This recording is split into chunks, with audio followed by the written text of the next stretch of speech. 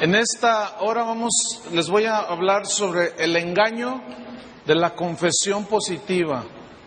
Uno de los engaños más usados en estos últimos años por gente que es muy evidente que la codicia es la que los mueve, usan el engaño de la confesión positiva para la recaudación de fondos para supuestamente el ministerio.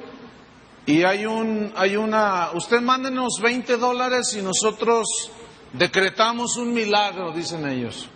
Nosotros decretamos la sanidad, nosotros decretamos la prosperidad para usted. Esas son algunas de las frases que usa esta gente. La pregunta ¿es bíblico decretar así? Bueno, vamos a estudiar la Biblia. Los que dijeron no, pues ya saben que no. Pero los demás no lo sé. Pero es bíblico. Mire, el decretar es parte de la falsa doctrina del movimiento de la fe o de la confesión positiva, del pensamiento positivo.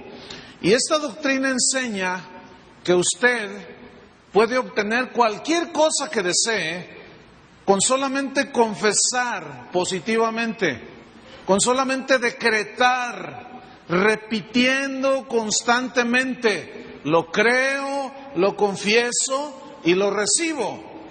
Pero este concepto no es cristiano, sino es un concepto metafísico. ¿Pero qué es la metafísica?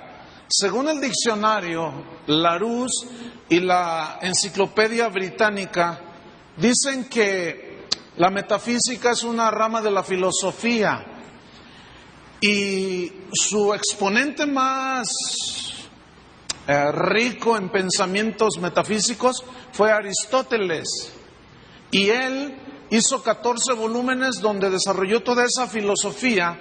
Metafísica significa después de la física. Y yo decía que el diccionario dice que es una rama de la filosofía, escuchen, que estudia los principios más elevados del pensamiento humano.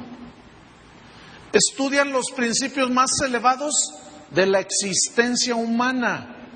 Y dentro de la filosofía metafísica hay una rama que se conoce como metafísica del lenguaje, y de ahí es donde se desprende la confesión positiva, el decretar, el hablar positivamente, porque ellos dicen, según la filosofía de Aristóteles, esto es en cuanto a filosofía se refiere, que todo lo que está a tu alrededor, como son las cosas, circunstancias y cosas de la vida a tu alrededor, tienen que ver en la mente positiva que tú tengas, en el hablar positivamente. Si en tu mente está y en tu boca está, yo soy un hombre de éxito, soy un hombre de éxito, según la metafísica, con el simple hecho de confesarlo, ya eres un hombre de éxito. El asunto es que fue precisamente en los años 80 cuando se introdujo dentro del cristianismo este concepto filosófico por un pastor coreano llamado Paul Yonggi Cho. Y él escribió un libro que se llamó La Cuarta Dimensión. Y ahí él expuso su pensamiento filosófico metafísico. Y él hablaba del pensamiento positivo, de la mente positiva. Posteriormente, en el correr de los años, esta enseñanza pues fue introduciéndose dentro del cristianismo, pero no hay antecedentes de que esto existiera en la iglesia primitiva, y aún en los 1800 años, 1900 años después, dentro del cristianismo, no hay evidencia. Entonces, pastores, sobre todo en los Estados Unidos, como Kenneth Copeland, Kenneth Hagin, el mismo John Austin, ellos adoptaron este pensamiento filosófico y lo comenzaron a expander. Y desgraciadamente en la actualidad tenemos el cristianismo mezclado con filosofías metafísicas. El pasaje bíblico que ellos usan, los metafísicos cristianos, el pasaje favorito es Marcos 11:23, búsquelo. Vamos a ver si es verdad que dice la Biblia eso que ellos dicen. Vamos a ver. Fíjese, esto yo lo escuché desde el año, a partir de los 80s, allá en la iglesia donde mi esposa y yo nacimos, igual Carlos, mi hermano, y Berta. Marcos 11:23. Ese es el versículo favorito que ellos toman. Dice así, voy a leerlo. Porque de cierto os digo que cualquiera que dijere a este monte, quítate y échate en el mar, y no dudare en su corazón, sino creyere que será hecho lo que dice, lo que diga, le será hecho. Suena bien, ¿verdad? Pero vamos a ver si hay evidencias bíblicas acerca del pensamiento positivo, acerca de la declaración de decreto. Vamos a ver si está en la Biblia. Ok, yo les enseñé que uno de los principios de la hermenéutica es ver el contexto. ¿Les importa que vayamos a ver el contexto de esta escritura? Ok, capítulo 11, versículo 1. Allí, del versículo 1 al 11, ahí habla de cuando Jesús, montado en un burrito, entró a Jerusalén. Y la gente gritaba, Hosana al Hijo de David, bendito el que viene en el nombre del Señor. Es ese episodio. Después en el versículo 12, dice que al día siguiente, lo cual sugiere que es algo continuado, al día siguiente salieron de Betania. Cuando salieron de Betania, tuvo hambre. Y viendo de lejos una higuera, digan todos higuera. Porque esto es importante. Y viendo de lejos una higuera que tenía hojas, fue para ver si tal vez hallaba en ella algo. Pero cuando llegó a ella, nada halló sino hojas, pues no era tiempo de higos. Entonces Jesús dijo a la higuera, nunca jamás coma nadie fruto de ti. Y lo oyeron sus discípulos. Dijeron, ay, qué extraño eso, pero lo oyeron. Ahora, en el versículo 15 al 19, ahí habla, cuando Jesús entró al templo, sacó a todos los que se estaban enriqueciendo en nombre del Cristo, en este caso de la ley, de la palabra de Dios, y Jesús tomó un látigo y los echó fuera, y les dijo, esta es casa de oración, no es casa de mercado. Y luego, en el versículo 20, yo estoy resumiendo, pero en el versículo 20 dice, y pasando por la mañana, o sea, fue esa noche, la siguiente mañana y luego la siguiente mañana. Versículo 20. Vieron que la higuera se había secado desde las raíces. Entonces Pedro, acercándose, le dijo, Maestro, mira, la higuera que maldijiste se ha secado. Versículo 22. Respondiendo Jesús les dijo, tened fe en Dios. Digan todos, tened fe en Dios. Eso les dijo Jesús. Ellos le dicen, la higuera se secó, tengan fe en Dios. ¿Qué les estaba enseñando en ese momento? Versículo 23. Porque de cierto os digo que cualquiera que dijere a este monte, quítate y échate en el mar, y no dudar en su corazón, sino creyere que será hecho lo que dice, lo que diga le será hecho. ¿De qué creen ustedes que se les está enseñando Jesús? ¿Acerca de qué? ¿Del confesar positivo? No. Les está enseñando de tener fe en Dios y que cuando le pidan a Él, todo lo que salga de su boca, no lo duden. Si ustedes creen que Dios los está escuchando, todo lo que ustedes digan les será hecho. La prueba y el contexto nos lo confirma. Versículo 24. Por tanto, os digo que todo lo que pidiereis, y la confesión positiva no es oración, es afirmación. Yo digo, lo creo y lo recibo. Decreto esto, decreto aquello, digo aquello, y no es oración. Orando, creed que lo recibiréis y os vendrá. Otra prueba de que está hablando acerca de la oración y que cuando ores tengas fe en Dios, para que lo que tú le pidas y no dudas, tú lo recibas. Otra prueba es el mismo contexto, versículo 25. Y cuando estéis orando, ¿cuando estéis qué? Orando. ¿Qué es orar? Hablar con Dios. Y esta doctrina agrede una de las joyas más preciosas que tiene el cristiano: oración. ¿Por qué agrede? ¿Porque hace a un lado a Dios? Si yo lo que confieso y lo que digo eso se hace, ¿para qué necesito a Dios? Me la paso decretando y confesando y diciendo y todo lo tengo y lo recibo. Entonces agrede una de las joyas más preciosas que tenemos los cristianos: la oración, la comunión con Dios. Pero dice entonces, y cuando estéis orando, perdonad si tenéis algo contra alguno, para que también vuestro Padre que está en los cielos os perdone a vosotros vuestras ofensas. Porque si vosotros no perdonáis, tampoco vuestro Padre que está en los cielos os perdonará vuestras ofensas. Entonces, ese es el contexto. Aquí ese versículo entonces enseña que cualquier cosa que yo digo ya lo traigo al mundo visible. No. Está hablando de la oración. Ahora bien, la Biblia enseña claramente las condiciones para que nuestras oraciones sean contestadas. Vamos a la Biblia. Juan capítulo 15, versículo 7. Juan 15, 7. Voy a leer.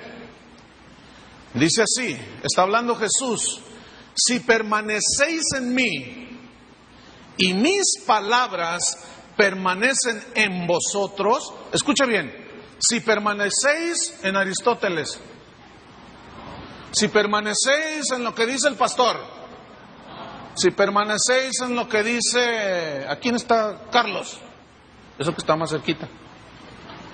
No. Jesús dice, si permanecen en mí, en Cristo. Y luego añade, Jesús mismo, y mis palabras. ¿Dónde están sus palabras? Aquí. Levanten toda su Biblia. Y mis palabras permanecen en vosotros. ¿Qué dice Jesús? Pedid. ¿Qué es pedir? No dice decretar. No dice confesar. ¿Verdad que no dice? Dice pedid, y eso es oración. Pero luego dice, pedid todo lo que queréis y os será hecho. Pedid todo lo que queréis y os será hecho. Ok, fíjense qué promesa de Jesús.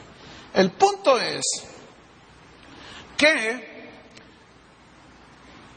todo lo que pedís está sujeto a su voluntad, si Él lo quiere hacer para ti o no lo quiere hacer. Si te quiere responder o no. Prueba bíblica, Primera de Juan, capítulo 5. Vamos allí. Primera de Juan, capítulo 5, versículo número 13. Voy a leer. Estas cosas os he escrito a vosotros que creéis. Eso es fe. Yo les pregunto, ¿cuántos creen? Bueno, entonces para nosotros, estas cosas, para los que creen. Para los que creéis en el nombre del Hijo de Dios. Para que sepáis que tenéis vida eterna. Y para que creáis, tengan fe en el nombre del Hijo de Dios. Escuchen, 14. Y esta es la confianza que tenemos en Él. Que si pedimos, digan todos pedimos. Eso es parte de la oración, la petición. ¿Están de acuerdo? No dice si confesamos, si establecemos, si decretamos. No, dice si pedimos alguna cosa, escuchen, conforme a su voluntad. Entonces, ¿cómo está el asunto? Si yo permanezco en Cristo y sus palabras permanecen en mí, ¿pido todo lo que quiero? Sí. Y yo os lo haré.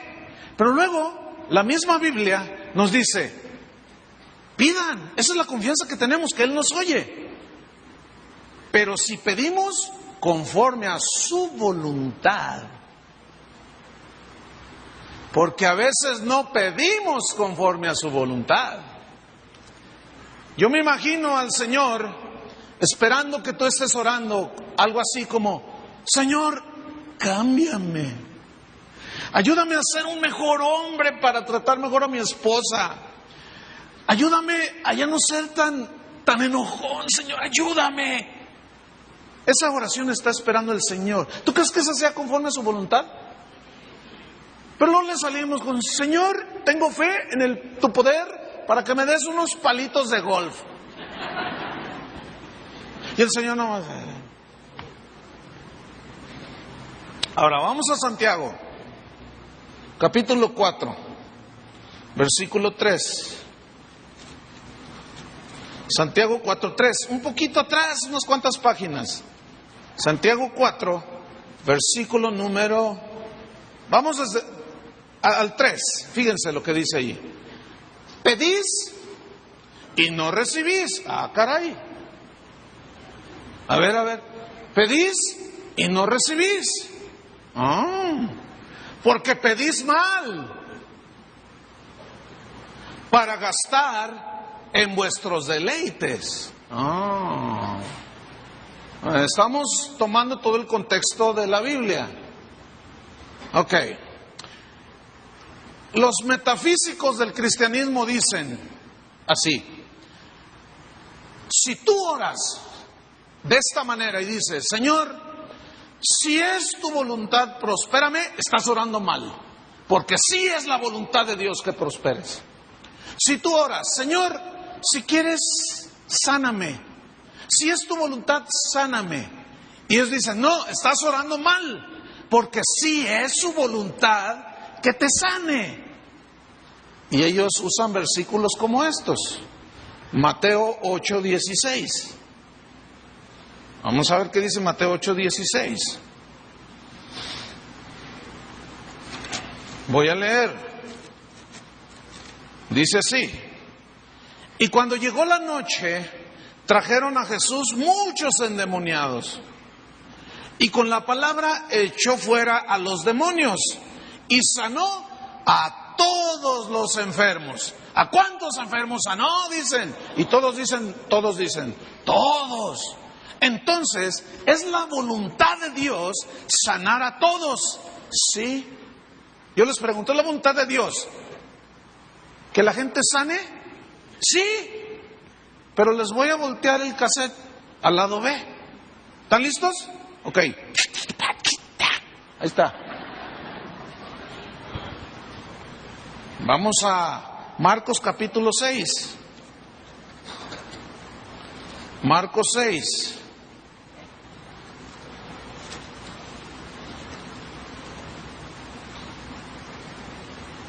Versículo número 4. Vamos desde el versículo 1. Salió Jesús de allí y vino a su tierra, y le seguían sus discípulos. Llegó a donde él nació. Y llegado un día de reposo comenzó a enseñar en la sinagoga. Y muchos oyéndole se admiraban y decían, ¿de dónde tiene estas cosas? ¿Y qué sabiduría es esta que le es dada? ¿Y estos milagros que por sus manos son hechos?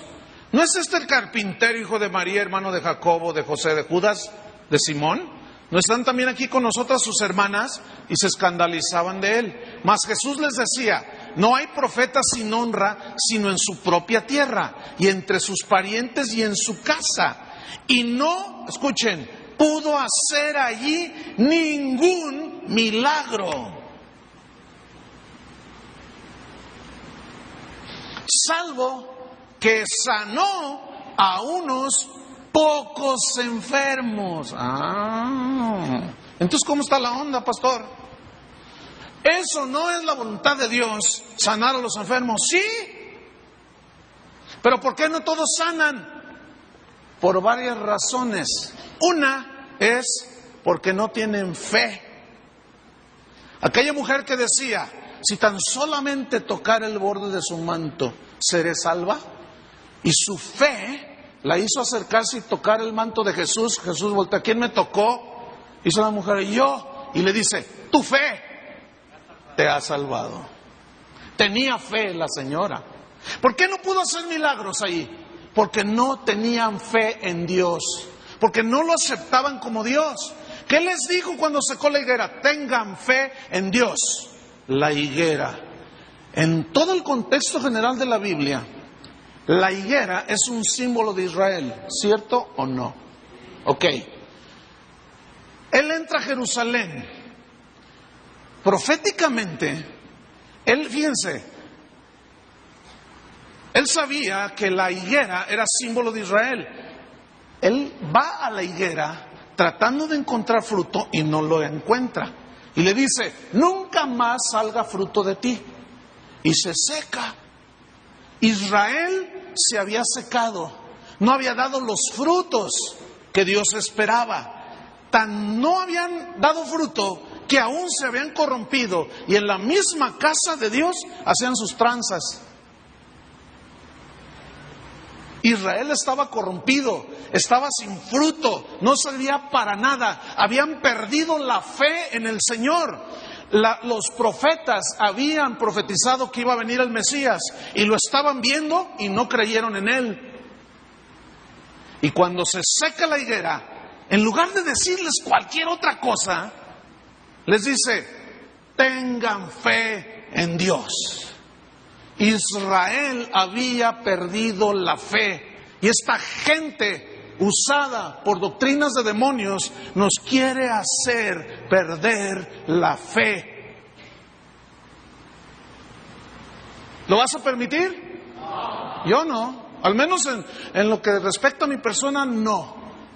Pero como pastor me es responsabilidad enseñarles a ustedes y prevenirles. Esa doctrina ataca la oración. Porque si yo decreto, digo y confieso positivamente y hablo y recibo, ¿para qué quiero a Dios? Eso es lo mismo que dice Walter Mercado. Visualízate, véanlo, escúchenlo. ¿Por qué? Porque son metafísicos, mas no son cristianos.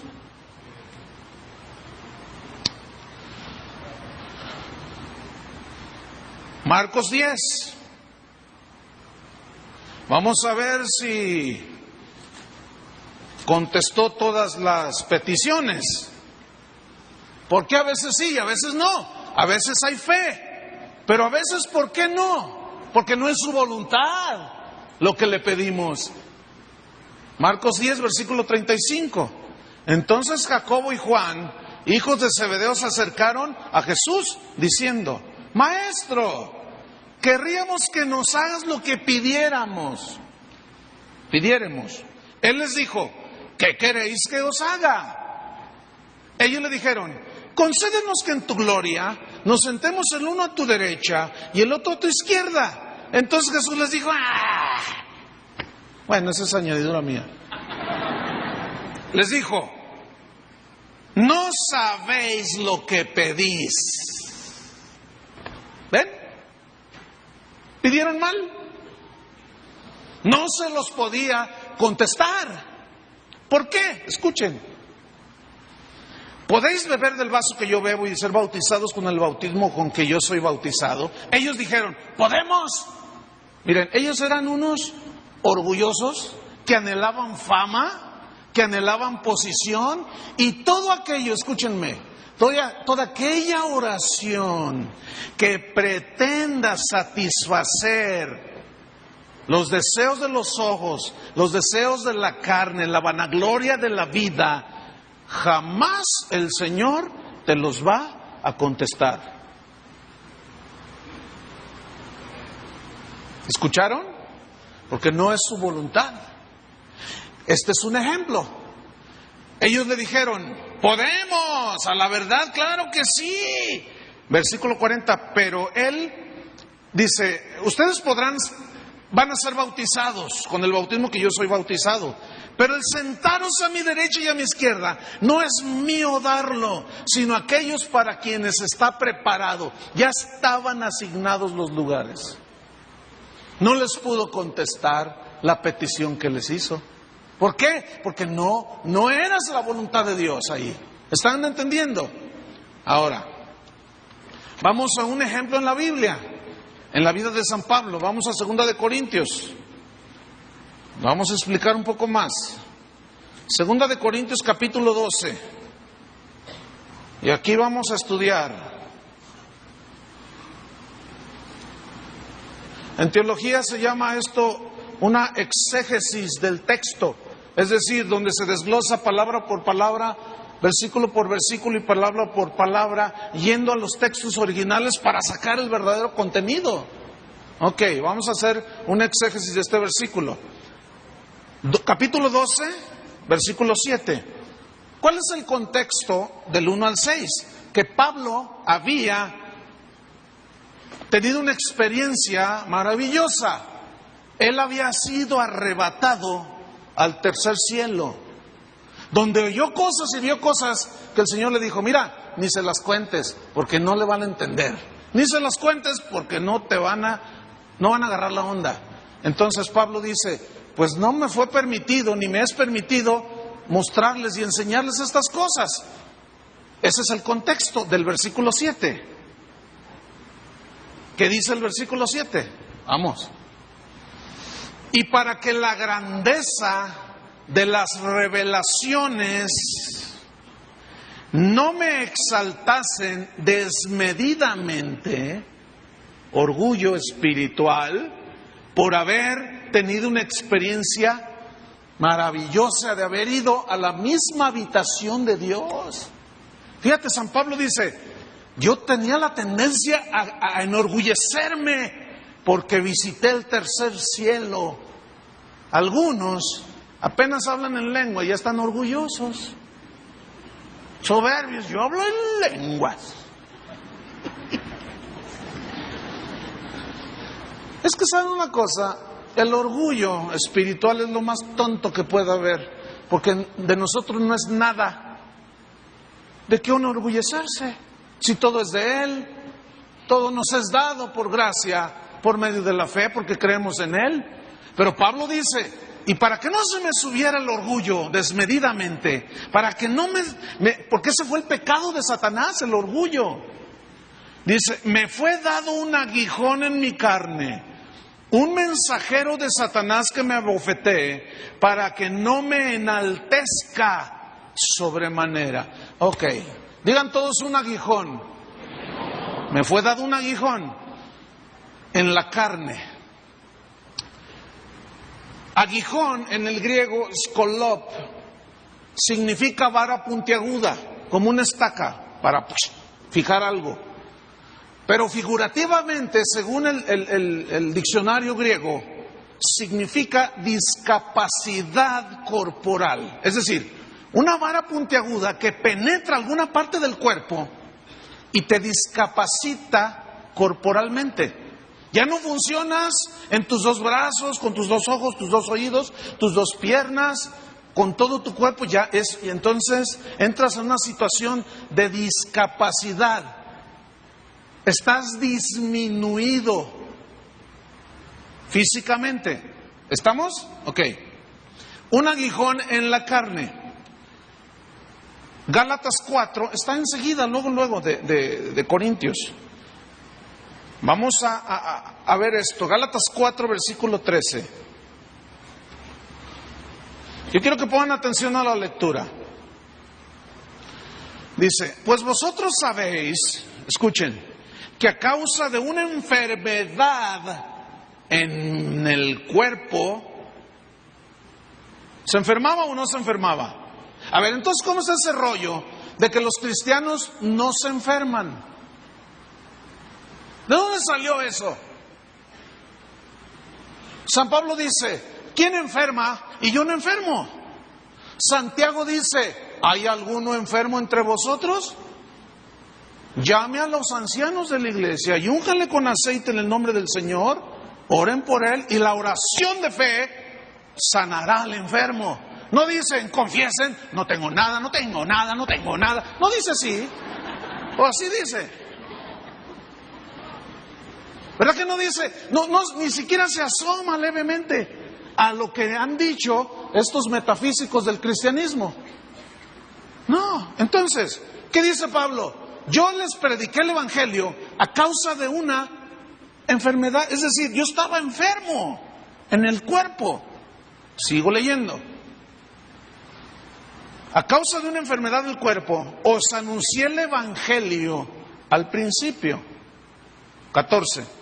Y no me despreciasteis ni desechasteis por la prueba que tenía en mi cuerpo. Y hermano, ahí habla del cuerpo físico, no está hablando simbólicamente. Y entramos ya en la metafísica. No. Como algo espúreo que anda por allí flotando en el aire, algo abstracto. No, eso es metafísica, hermanos. Escuchen. No, estaba enfermo en el cuerpo. Pero esta gente dice, no, es que los cristianos no se enferman. Si se enferman es porque andan mal, cometieron pecado. Porque ciertamente Él llevó nuestras enfermedades y sufrió nuestros dolores. Y el castigo de nuestra paz fue sobre Él, y por su llaga fuimos nosotros curados, dicen. ¿Es verdad? Pero entonces, ¿por qué Pablo se enfermó? A ver, vamos a estudiar. ¿Por qué algunos sanan y otros no sanan? No sé cuántos de ustedes habrán oído de Kathryn Kuhlman. Bueno, esa señora fue una evangelista en los años 80 del siglo pasado, obviamente. Y ella era tan usada por Dios. Yo recuerdo haber visto videos donde ponía sus manos sobre paralíticos que estaban en sillas de ruedas y ¡pum!, se levantaban y brincaban, y una de milagros. Y era una cosa impresionante, hermano. Murió de cáncer. Pero escúcheme bien. Según sus crónicas de ella y sus biógrafos, decían que antes de subir a ministrar a la plataforma para orar por la gente, ella estaba ya en un cuarto atrás, orando y diciendo, Señor, mira, yo no entiendo por qué pongo mis manos en los cancerosos y se sanan, y yo tengo cáncer. Si yo tengo fe para que me quites el cáncer, ¿por qué? Mira, Señor, no me interesa saber la razón. Yo saldré y pondré mis manos y la gente sanará. Y dice la historia y las crónicas y las biografías que ella salía enferma de cáncer y ponía sus manos sobre los enfermos de cáncer. Dice que le empezaron a abundar estos enfermos y sanaban, y sanaban, y sanaban, y sanaban, y ella se murió. Explícame eso. Sí, hay una explicación. Por supuesto que la hay en la Biblia. Vamos ahí otra vez.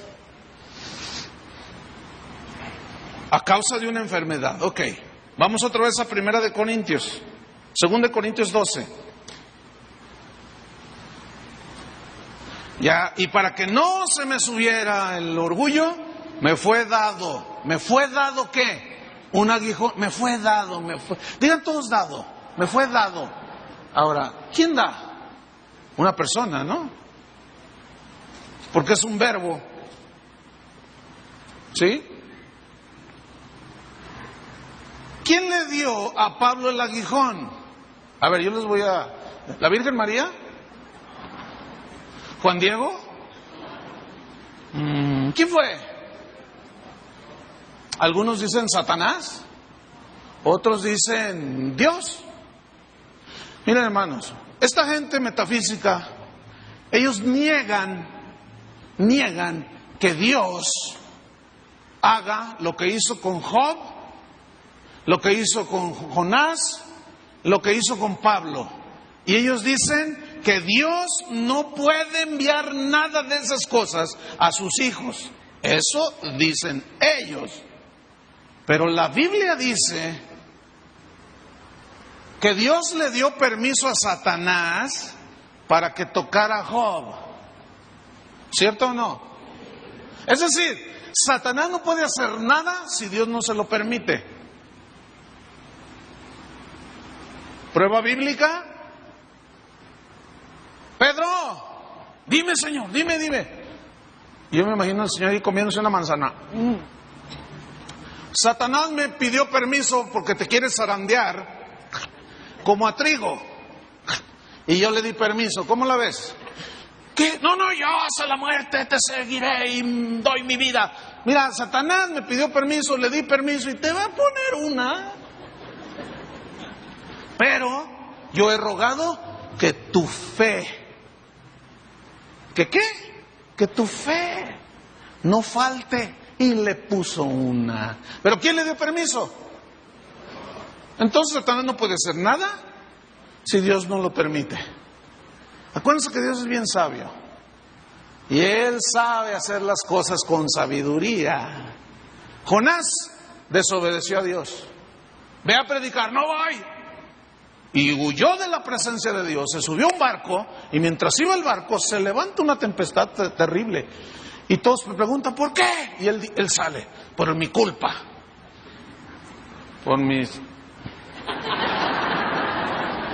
Pero si ustedes me tiran al mar, el agua embravecida se aquietará. Y lo agarraron a la 1, a las 2 y a las 3. Y vino la bonanza.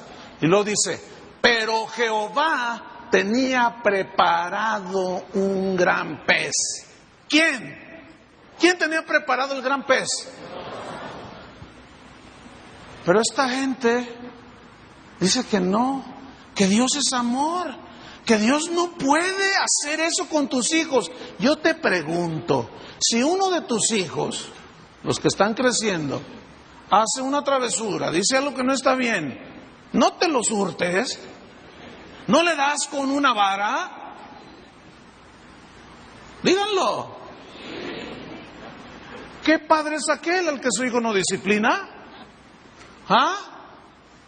Y esa gente dice, Dios no castiga. Digo, ¿en cuál Dios crees? Pues. Y la Biblia no dice eso. En 1 Corintios capítulo 10, ahí dice, estas cosas se escribieron para nuestro ejemplo. Se escribieron para nuestra amonestación, para los que hemos alcanzado los fines de los siglos, y esos somos nosotros, para que no forniquemos ni tentemos al Señor, ni no perezcáis como ellos perecieron en el desierto. ¿Castiga a Dios o no el pecado todavía? Entonces, ¿qué rollo? No, pero como ellos tienen su mente tan positiva, ellos no creen en nada negativo. ¿Ven? Ok, un mensajero de Satanás, un ángel, mensajero es la palabra ángelos, ágelos, de donde se traduce o se viene la palabra ángel, que es mensajero. Pero luego dice, me fue dado un aguijón en la carne, un mensajero de Satanás, escuchen, que me abofetee. Y aquí la palabra abofetear viene del griego colafiso, que significa literalmente golpear con el puño cerrado. Ahora escúcheme bien, cuando alguien quiere golpear a alguien, se quiere descontar a alguien, cierra el puño. ¿A dónde va el golpe?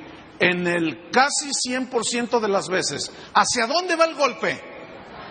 ¿Hacia la rodilla? ¿Hacia aquí en el estómago? No. ¿A dónde va el golpe? A la cara. Ahora, donde te den un puñetazo, un golpe con la mano cerrada, con el puño cerrado, en cualquier parte de la cara que te peguen, ¿dónde repercute que te dieron un golpe? En los ojos. ¿Sí o no? Cualquier golpe que te den por aquí, por acá, acá, de este lado, los ojos. ¿Qué tenía Pablo en los ojos?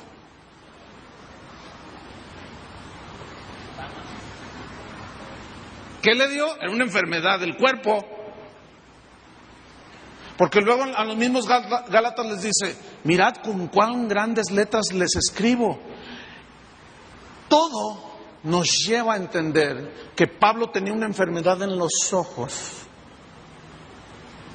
Un mensajero de Satanás lo golpeó. Y Pablo escribió esa carta. colatizo, me atizo, diríamos acá, ¿verdad? Me golpeó, me abofeteó. ¿Y dónde se abofetea?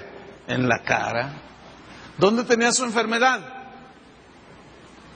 Le clavó una estaca, lo golpeó. Algo tenía San Pablo en sus ojos, una enfermedad. ¿Qué más dice? Versículo 8, aquí entra lo bueno. Respecto de lo cual he decretado 3 veces. ¿Así dice? A ver, déjame ver, porque se me hace que me equivoqué. Leí la Biblia metafísica, perdón. Respecto, ¿qué es respecto? O sea, de eso que tengo en los ojos. He confesado positivamente 3 veces. ¿Así dice? No, dice he rogado. Digan todos rogado. Del griego parakaleo, que significa invocar, implorar, orar y llamar. ¿Se acuerdan que Jesús, hablando de la oración, dijo, el que llama se le abrirá? Pues yo he llamado 3 veces, he orado 3 veces, he invocado 3 veces. Y díganme una cosa, ¿Pablo tenía fe? Yo le aseguro que tenía más fe que cualquiera de los que estamos aquí, que cualquier metafísico actual, porque él era un hombre de fe. Reprendió demonios, echó fuera demonios, sanaba enfermos, pero de pronto él estaba enfermo y rogó 3 veces. Yo le aseguro que su oración era con fe. He rogado 3 veces, Señor, quítalo de mí, Señor, sáname. No dice en qué tiempo hizo estas 3 rogativas, pero yo le aseguro que fueron, porque se traduce por implorar, era una aclamación, una rogativa hasta desesperada. Eso es lo que quiere decir el griego original. Por lo cual he rogado 3 veces que lo quite de mí, y me ha dicho. ¿Quién le dijo? ¿Juan Diego? ¿La Virgen María? ¿Quién le dijo? Dios. Entonces, ¿a quién oró? A Dios. Ahora, yo quiero que noten, en ningún espacio de lo que estamos leyendo se asoma siquiera, no tengo nada, por fe. No tengo nada, no tengo nada, no tengo nada. ¿Se asoma algo así? Como aquel caso que estábamos en la casa de ustedes, en una comida de pastores que yo hice, invité a algunos, estamos comiendo, estamos en la sobremesa y está una pareja, 2 parejas enfrente de mi esposa y mío, y de pronto ella se desvanece, ¡pum! Y todos, ¡ay! Vamos a orar, vamos. Entonces su esposo, yo dije, vamos a ver un médico, vamos a llevarla. Entonces dice, no, vamos a orar. ¿O no tienen fe? No, sí, vamos a orar. Y oramos. Y medio se compuso. Con alcoholito. Ay, todavía. Ya medio se compuso, ¿no? La hermanita. Y luego le digo, oye, ¿qué tienes, ¿Estás enferma? Te reprendo, Satanás, me dice. Y yo le dije, mírame bien. Soy Chuy Olivares, yo no soy Satanás. Le dije, ¿estás enferma? Cancelo tus palabras. Ato esa declaración y no la recibo. Y otra vez, se desvanece. Y ahí vamos otra vez. Y otra vez medio se alivianó la señora. Y dice la esposa de otro pastor que está ahí a un lado, dice, es que tiene diabetes. Te reprendo, Satanás, dice, yo no tengo nada, yo confieso que no tengo nada, yo soy sana, yo no tengo nada, no tengo nada, porque yo lo creo, lo confieso y lo afirmo, por sus llagas yo fui sanada, no tengo nada. Entonces, como no tiene nada, Dios no sana de nada. Imagínate que vas al médico porque te duele algo. ¿Qué siente? Nada, por fe. Bueno, fíjese, hasta el puro sentido, escúcheme, agrede aún la inteligencia y la razón, hermano. ¿Sí o no? Mire, hasta chistes han hecho de eso. ¿Se cuenta? De un predicador que cayó al infierno, llegó al infierno y ay, todo, qué calientito está aquí. Y de pronto por la pierna izquierda del infierno, el otro entró por la pierna derecha del infierno y el otro por la pierna izquierda. Alguien dijo que la pierna derecha y la izquierda del infierno. Bueno, les digo que hay cada rollo, total. Y entra el otro por la pierna izquierda del infierno. Y de pronto se miran. ¡Ey! Dice, yo lo conozco. Y el otro decía, yo lo conozco. Oye, ¿que tú no eres predicador? ¡Ey! ¿Que tú no eres pastor? Y dice, sí, los dos dicen, sí. ¿Y qué estás haciendo aquí? Le pregunta uno al otro. Y el otro dice, bueno, pues no sé, es que yo creía que la salvación no se perdía. Y pues hice muchas cosas y jugué con la gracia de Dios.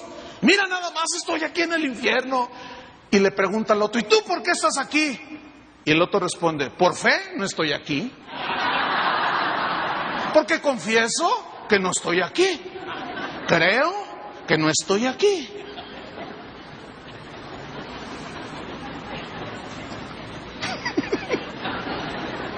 Sigan confesando sus rollos. Dejen a un lado al Señor y se van a ir al infierno. Y se van a encontrar a unos metafísicos allá abajo por hacer a un lado a Dios. ¿Me están entendiendo? Eso es una ofensa a Dios, esa doctrina, hermanos. Porque salió de mentes de pensamiento elevado como Aristóteles, pero no salvan. Vamos al texto. Respecto a rogado, 3 veces me ha dicho, bástate mi gracia, bástate. O sea, confórmate con mi gracia. Aquí gracia es la capacidad de soportar cualquier situación. Estoy enfermo, Señor, ya no me pidas, bástate mi gracia. Yo te voy a capacitar para que en medio de tu debilidad y enfermedad tú tengas fuerza. Porque mi poder, le está diciendo Jesús aquí, digan todos poder. Esta palabra viene del griego dunamis o dunamis, que de ahí es donde viene la palabra dinamita, poder, pero significa capacidad para llevar a cabo cualquier cosa. Ahora hagamos una reflexión. ¿Cómo les predicó Pablo a los Gálatas? ¿Cómo estaba? Enfermo. Pero ¿de dónde sacó fuerzas para viajar hasta Galacia enfermo y predicarles el Evangelio? Del poder de Dios, que es la capacidad para hacer cualquier cosa. ¿Están entendiendo? Ok. Me ha dicho, bástate mi gracia, porque mi poder se perfecciona. Digan todos, se perfecciona. Viene del griego teleio, que significa completar, consumar, escuchen, en el carácter. A ver si les cae. ¿Por qué Dios no le contestó su oración por 3 veces para ser sano? ¿Por qué? Aquí es el otro lado del cassette también. ¿Por qué? Porque Dios estaba tratando con su carácter. Y para que las grandezas de las revelaciones no me enaltecieran sobremanera, me fue dado un aguijón que me traspasó, un mensajero de Satanás que me abofeteó y me pegó ahí una cosa horrible en los ojos. Pero yo he rogado y el Señor me ha dicho, no, bástate mi gracia, confórmate con la capacidad para soportar en medio de esa situación. Esa es la gracia de Dios. Es la gracia capacitadora. Es como esto. Tú vas a un velorio y estás allí. Se murió un hombre y ves a la viuda que la gente llega y la abraza y ella hasta con una sonrisa en los labios y a veces ella consolando a los demás y luego tú estás allí mirando la escena y ves a tu marido junto a ti y ves al marido de la otra señora tendido ahí en un féretro. Entonces tú ves a tu viejo, ¿no? Y dices, ay Señor, si se muere mi viejo, me muero con él, me muero con él. ¿Qué haría sin él? No sé, me volvería loca. Bueno, dices eso porque no tienes la gracia en ese momento. Pero no les va a gustar lo que les voy a decir. Un día la vas a necesitar porque el viejo se va a morir. ¿Entienden? Es como esto. Hay una boda bien bonita aquí, se casó Philly y Anita. Termino de predicar uno de mis mejores sermones, yo iba contento y entra una llamada. Usted, señor Olivares, sí, su hijo se está muriendo en la Cruz Verde, tiene que venir ya, tuvo un accidente. Yo cierro el teléfono. Un segundo antes yo no necesitaba la gracia, porque Dios nunca te va a suplir una necesidad que no tienes, pero cuando tengas la necesidad Dios te va a dar su gracia. Pero esta viene ¿cómo? Por fe. Pero ¿qué es lo que hacemos siempre? Nos quejamos, lloramos. Algunos maldicen a Dios, otros castigan a Dios. Pues ya no voy, dicen. Ya no voy. Ya no voy. Como si le hicieras un favor a Dios. Entonces voy con mi esposa y le digo, oye, hablaron de que nuestro hijo se está muriendo. Y yo diciendo dentro de mí, Señor, pues dale la gracia. Entonces ella recibe la noticia y nos subimos al carro. Le digo, ¿estás dispuesta a lo que sea? Y me dijo, sí. Y había una paz que cuando llegamos ahí, esto lo supe yo después, el del seguro de la camioneta donde se volcaron, le comentó a algunas personas que después me comentaron, oye, ese es el papá de uno de los que se accidentaron, ese es el dueño de la camioneta donde iban, o sea, yo. Dice, quiero hablar con él, pero no sé qué me da, es que está muy raro ese señor. Así dijo. Y dije, ¿cómo raro? Tiene su esposa y sus hijos. No, eso ya fue de mi cosecha. No hagan caso, bórrale ahí, bórrale. No, dices que parece como que no pasó nada. El hombre anda como si nada. ¿Qué fue? La gracia capacitadora. Ahora, yo podía hacer otras cosas. Yo soy el pastor, ¿y por qué a mí? Y empiezo con mis rollos. ¿Entiende? Eso es duda. Eso es falta de fe. Y quiero decirle que Pablo tenía fe. Y por nada y para nada se asoma, ni siquiera, esa doctrina metafísica del pensamiento y la confesión positiva. Jamás. ¿La ve por ahí? No está. ¿Qué más? Porque mi poder se perfecciona en tu carácter. Porque tienes una debilidad, Pablo. Se te quiere subir y yo voy a tratar contigo. ¿Cómo la ves? Ay, ¿sabe dónde es donde yo he tenido los encuentros más tremendos con Dios? Donde he recibido no sé, bueno, entiendo un poquito por qué sucede eso. ¿Sabe dónde es donde yo he tenido el entendimiento más claro así de la voluntad de Dios y de la Escritura? Cuando estoy tirado en la cama. Y luego el Señor me habla y yo a veces le he dicho, Señor, no necesitas tumbarme en la cama. Y claro, los metafísicos dirán, es que Dios no te tumba. Entonces, ¿quién tumbó a Jonás, pues? Entonces, ¿quién tumbó a Job? ¡Fue el diablo! Sí, pero Dios le dio permiso, hombre. ¿Me están entendiendo? Entonces yo le digo, Señor, no tienes que tumbarme. Dice, a veces tengo que hacerlo porque andas ahí como para todos lados. Y yo te he estado hablando y no me escucha. Entonces así, mira, tiradito, ahí te puedo hablar bien y tratar contigo. ¿Saben que eso es exactamente lo que hace un pastor que tiene ovejas naturales, o sea, ovejitas? Ahí anda la ovejita, y se sale del rebaño y luego va ahí con la vara y le dice, órale, métase, porque se la traga el lobo.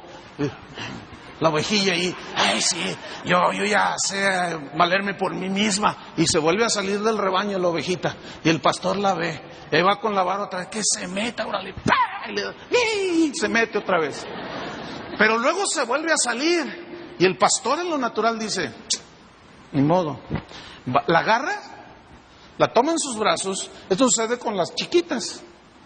Las recién nacidas, son los que andan, que no saben ni qué nada, no saben nada, no saben de sujeción, no saben de autoridad, y ahí andan. Entonces la agarra la ovejita, la toma de la patita, y le dice, mira, por tu bien, ¿sabe qué hace el pastor? Le quiebra la patita, de veras, hermano. Y la ovejita,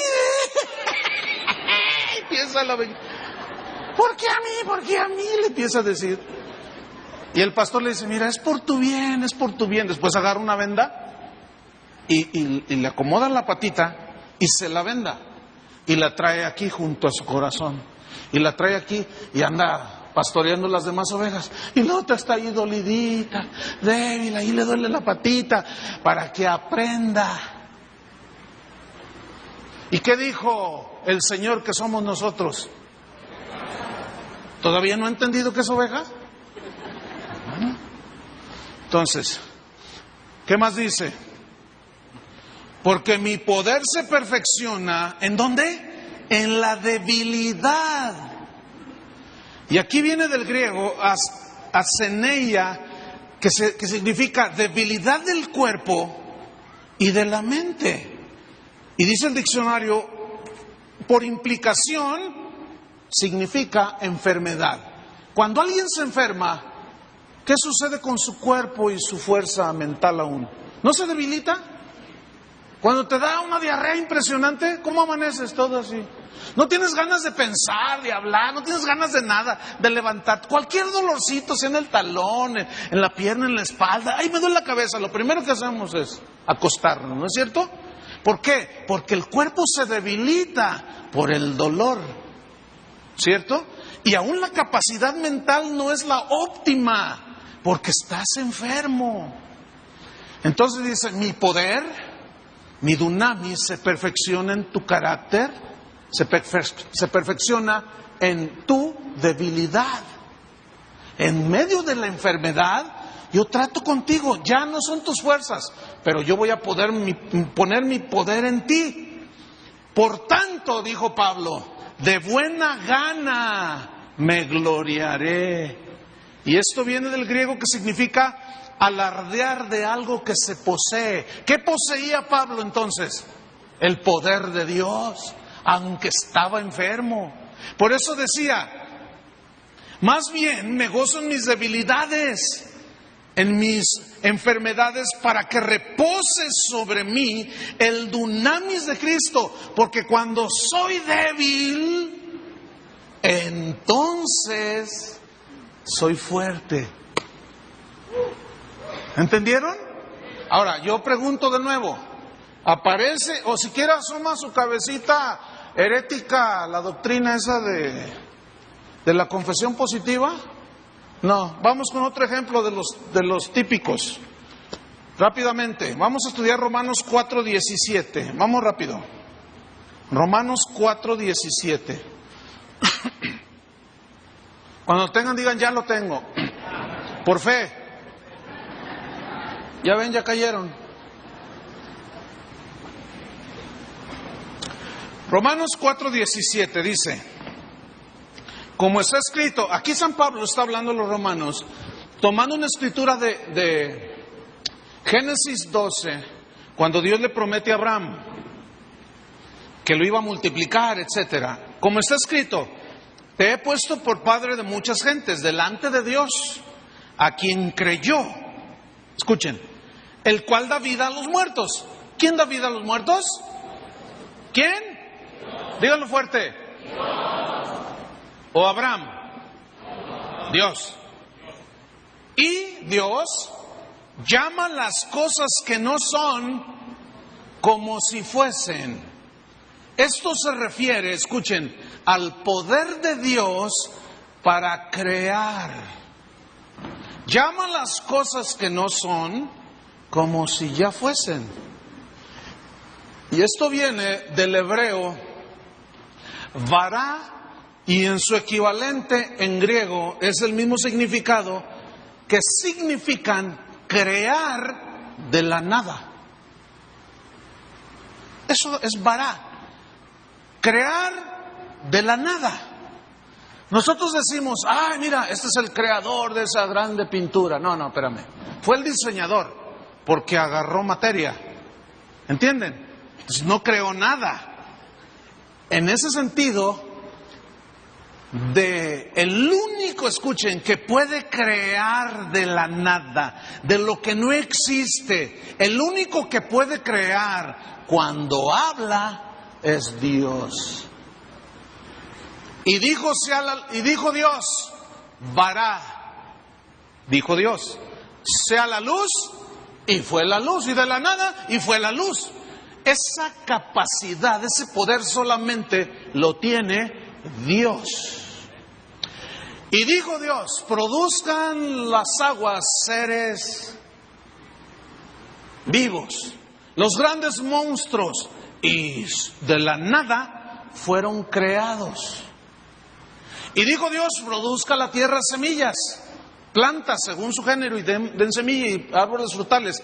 Y de la nada nacieron. ¿Quién fue primero, el huevo o la gallina? Pues la gallina. ¿Y de dónde salió si sale de un huevo? De la nada. Escuchen, dice el Salmo 33:8, no lo busquen, dice: teman delante de Dios todos los habitantes del mundo, porque Él dijo y fue creado.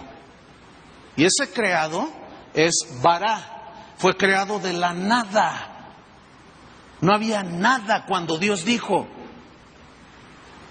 Pregunto, ¿a quién, rayos y centellas, se le ocurrió decir que tú y yo llamáramos las cosas que no son como si fuesen, si solamente Dios puede hacerlo?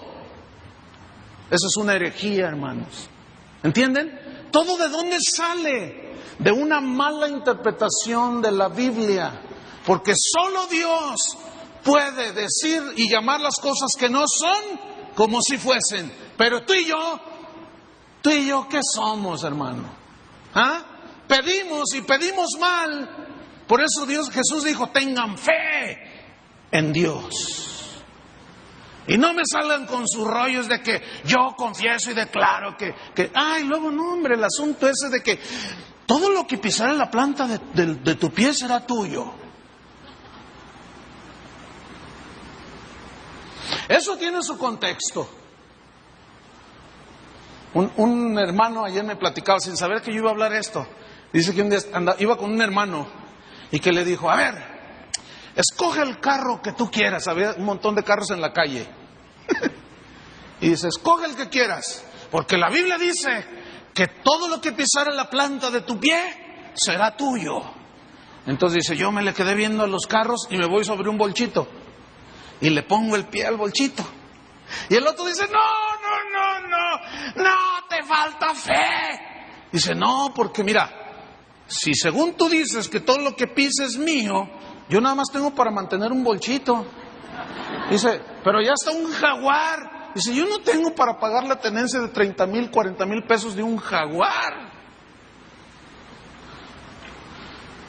¿Qué quiere decir todo lo que pisa la planta de tu pie? Miren, ¿cuántos han subido aquí a la plataforma? Es tuya, llévatela. ¿Tienen bien pisoteado aquí? Ya llévense esa alfombra.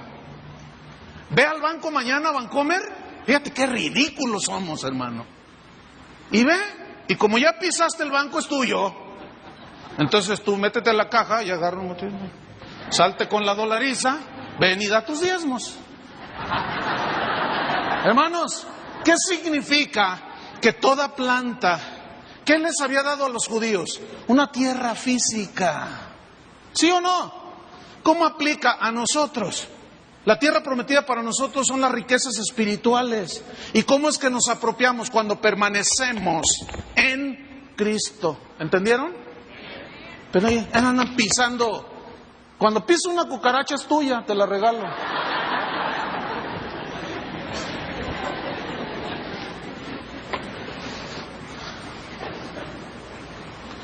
Amigos míos, pastores, 2 hijos, ella queda embarazada y va con su mamá y le dice: mamá, estoy embarazada.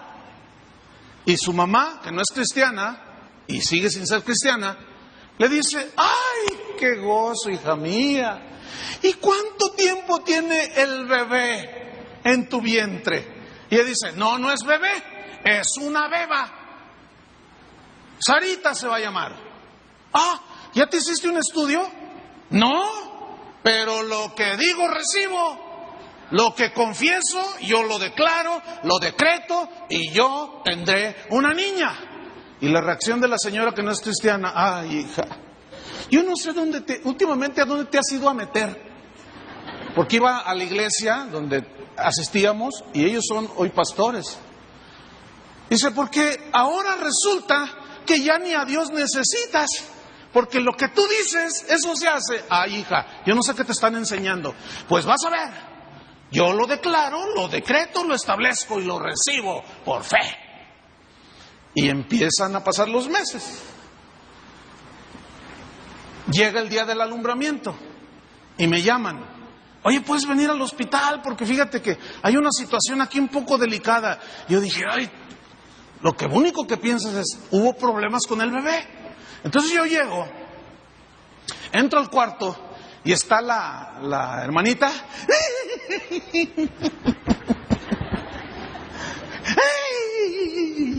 No. Y yo: órale, ¿qué onda? Y volteé a ver a su marido y estaba. Y yo dije: se murió el bebé. Pero estaba una enfermera. ¿Qué es usted de ellos? No, pues son mis amigos. Es que, ¿sabe una cosa? Es que dice, mire, ellos tuvieron este bebé con toda la carita de él y algunos rasgos de ella. Tuvo este niño la señora, pero dice que se lo cambiamos, que ella tuvo una niña.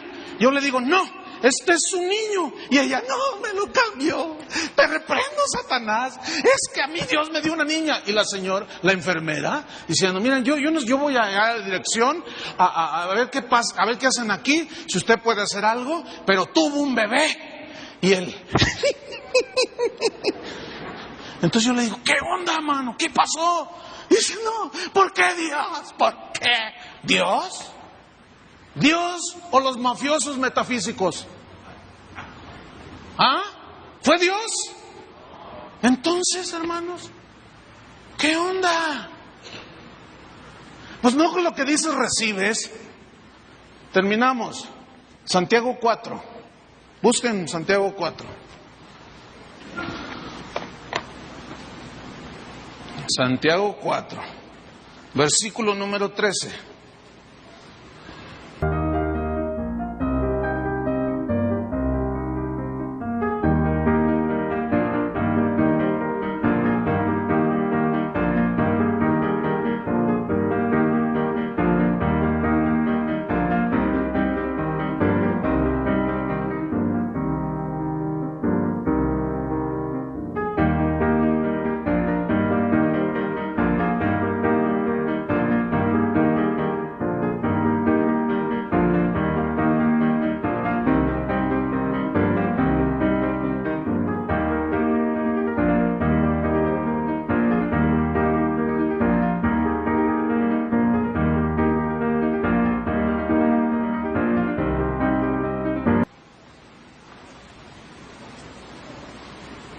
Quiero que pongan atención a esto, ¿eh?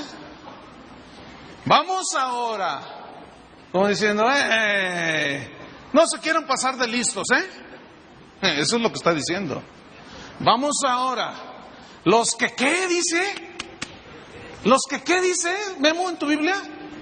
¿Los que qué dice en su Biblia? ¿Qué dice en tu Biblia? ¿Qué dice en su Biblia? ¿Los que qué? los que dicen, fíjese, los que dicen, hoy y mañana iremos a tal ciudad y estaremos, futuro, iremos, estaremos allá un año y traficaremos, futuro. Es que estos eran de fe, era gente positiva, que declaraba las cosas que no son como si fuesen. ¿Te fijas, Memo? Qué grueso. ¿No les vas a enseñar esas barrabasadas allá, ¿Verdad que no? ¿Te comprometes delante de Dios y de todos estos testigos? Así me preguntaron a mí cuando me ordenaron al ministerio, hermano, de veras. ¿Qué más dice? Iremos a tal ciudad, estaremos allá un año, traficaremos y ganaremos. Cuando no sabéis lo que será mañana. ¿Quién sabe qué va a suceder mañana? A ver. ¿Quién sabe lo que te va a suceder dentro de un segundo? Nada. Dentro de 10 minutos. Nadie tiene la vida asegurada. Nadie sabe nada. Cuando no sabéis lo que será mañana. Porque ¿qué es vuestra vida?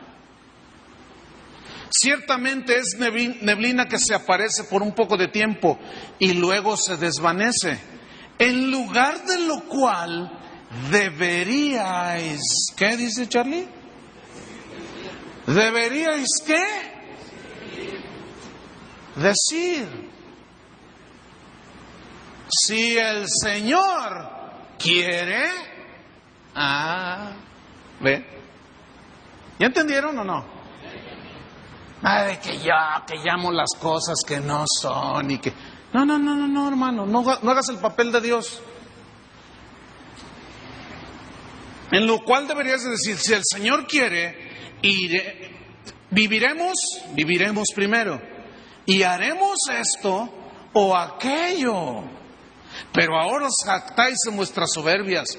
Toda jactancia semejante es mala. Y esa doctrina es de jactarse, de que yo todo lo puedo en Cristo que me fortalece, pero no en el contexto de la Biblia.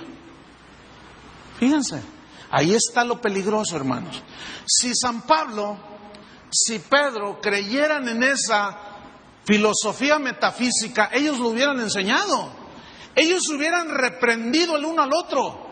Pedro hubiera reprendido a Pablo cuando Pablo dijo, porque yo sé que después de mi partida entrarán al rebaño lobos rapaces que no perdonarán al rebaño. Si Pedro tuviera esa doctrina metafísica, le hubiera dicho, te reprendo, Pablo, por negativo. Ato tus palabras y las cancelo. ¿No? Pedro dijo lo mismo.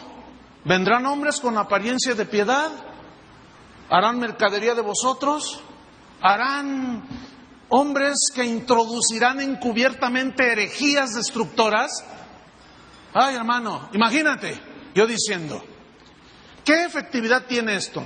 Yo ato a Satanás y en este lugar nunca se meterá. Pongo aquí, a lo mejor lo tienes cerca de ti ahí sentado. Dice que estaba Dios y llegaron los ángeles de Dios, y entre ellos, ¿quién iba? ¿Qué hubo? Se mete. Pero el que habita al abrigo del Altísimo morará bajo... de que lo tengas a un lado, eso no tiene que decir, no significa nada. Someteos pues a Dios, resistid al diablo, escrito está, y huirá de vosotros. Jesús dijo, sobre esta roca, edificaré mi iglesia y las puertas del infierno no prevalecerán contra ella. ¿Qué significa? Que iba a haber una guerra del mal con el bien. ¿Entienden, hermanos? Y eso, aquí mismo se mete gente que no tiene que ver nada con Dios. Aquí mismo. Entonces, si yo confieso, aquí no entra nadie, aquí ¿será efectivo eso? No. Pero yo lo declaro, lo confieso y lo decreto. Entonces, ¿qué es lo que nos pide Dios? Resumo. ¿Qué es lo que nos pide Dios? Fe. Digan todos fe. Para creer. Les voy a poner un ejemplo y termino. Está un enfermo. Mi responsabilidad es creer que Dios lo va a sanar. Entonces yo creo. Muchas veces ha sanado gente, otras no. ¿Qué con los que sanó ya? Bueno, Dios quiso sanarlo. ¿Y qué con los que no sanaron? ¿Dios tendrá acaso un propósito y un plan para ellos del por qué en ese momento no lo sanó? Seguramente así es, como la vida de Pablo. La Biblia no dice cuándo Pablo se sanó, pero te aseguro, porque la misma historia y las evidencias lo muestran, Pablo no murió de la enfermedad de sus ojos. Él murió sacrificado, de otra manera. Sanó cuando el Señor trató con él las deficiencias de su carácter. ¿Entienden? Necesitamos conocer más a Dios, hermano. Porque entonces, cuando viene la enfermedad, el problema, la situación, ¿qué vas a hacer? Te pasó. Lo primero que dicen los ignorantes es que pecó. No necesariamente. Porque Pablo no andaba en pecado. Sin embargo, se enfermó y Dios permitió. ¿Por qué? Porque estaba a punto de enorgullecerse. Y para que la grandeza de las revelaciones no me exaltasen, me fue dado un aguijón en mi carne, un mensajero de Satanás que me abofeté y me traspasó y me dio en los ojos. Pero resulta que entendí yo, dice Pablo, que el poder de Dios, el dunamis, y su gracia me bastaron para soportar. Porque cuando soy débil, entonces soy fuerte. Y porque Dios es el único que llama las cosas que no son como si fuesen. Pablo, levántate y ve. Lázaro, sal fuera. Siempre que los discípulos hicieron un milagro, vea el contexto, siempre dijeron, maravillas hizo Dios con nosotros. Todo le atribuyeron, ¿a quién? A Dios. ¿Por qué? Porque tenían fe. ¿Qué es lo único que nos pide Dios? Fe. Creer en Él. Amén. Póngase de pie. Póngase de pie y vamos a... No se vaya nadie todavía, por favor. Un minuto nada más. Vamos a hacer algo que nunca debemos de perder, hermano. No debemos de perderlo. La oración. El hablar con Dios, hermano. No podemos ponernos en el mismo nivel de Dios. Eso fue lo que dijo Satanás, hermanos. Me sentaré junto al trono de Dios y seré semejante al Altísimo. No, hermanos, no. Somos criaturas, simplemente. Somos hijos de Dios. Pero no podemos ponernos en el lugar de Dios haciendo todo, decreto tu prosperidad. Cálmate, ¿quién eres tú? ¿Quién soy yo para? Decreto tu prosperidad. ¿Quién soy yo? Por el amor de Dios. Pero sí puedo orar con fe para que Dios te prospere. Eso es diferente. Pero que eso que decreto, yo lo digo, lo está... No, tranquilo.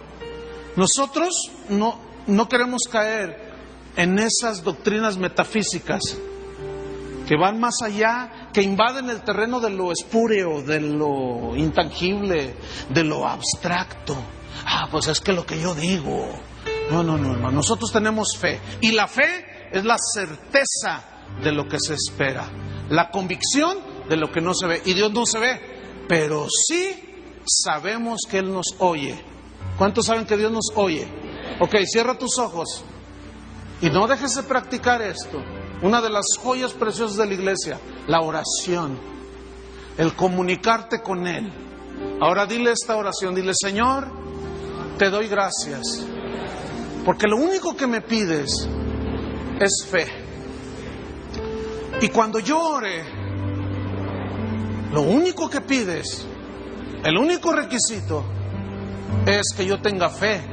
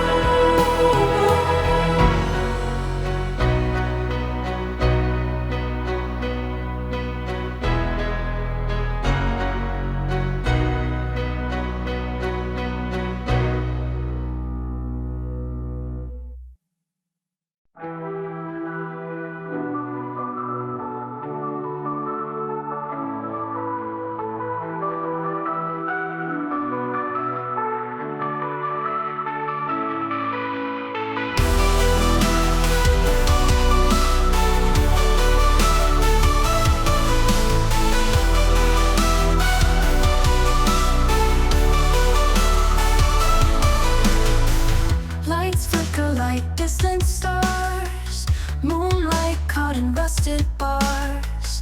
Voices whisper through the haze, electric heart in endless maze. Neon dreams in urban sprawl, shadows dance on concrete walls. Lost in echoes faint and far, haunting beats like an old guitar.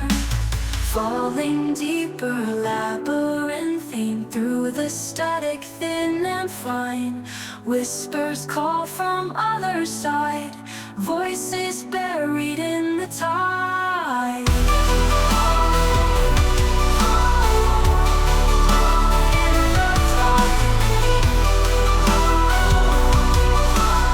Voices buried in the tide.